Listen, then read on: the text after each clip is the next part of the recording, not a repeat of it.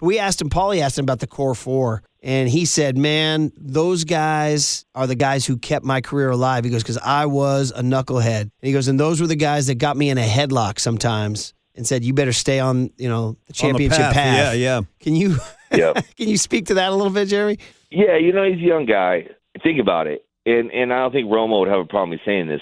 He's a young guy. He's not a prototypical pitcher, right? Mm-hmm. He's not a tall, lengthy power. Doesn't throw 95, but he has an unbelievable slider, which obviously was what he dominated with and absolutely dominated some of the best hitters in the game. He had that, chip on his shoulder, which actually he needed to have out there. He needed to have that chip on the shoulder. He wasn't afraid of anybody. I pitched strategically to certain guys knowing that, hey, I don't have to give in to this guy because Romo's still available, right? So he gave you all of that, and he gave you that, and it was never a guy that I thought, oh, man, this right-hander's coming up, and, man, this ain't going to be good. I would be like, if anything, his lefties, he wasn't as good on lefties sometimes, but you would kind of be like, man, I'm not, if I know who's coming up, if I know pitch hitters, I knew all of that. Who is still, but if it's a main guy, if it's one of their main guys on the other team, it's a righty, I'm going to pitch around a guy and let Romo take care of it because he's that good. Yeah. Right. At how he pitched. But the problem sometimes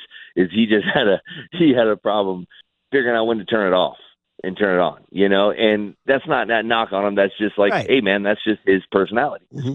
And so some of us had to kind of like, hey man, clean it up or, stay focused. And, there's a lot of drama, there was some drama around his situation and in life that a lot of guys have. And we just try to keep him focused on doing what he had to do on the field. Because when you come to the field, harness whatever scenarios are happening and use that energy to kind of just pour into the inning you get to pitch. And he was great. He had a lot of energy. He had more energy than I did, like he did the whole finger pump and all that stuff and some of that. But you got to let him be who he is because that's the way he's going to compete successfully. But you also got to make sure that you kind of, reel him back in a little bit. And that's who he was then. Towards the end of his career, obviously, he was a lot different.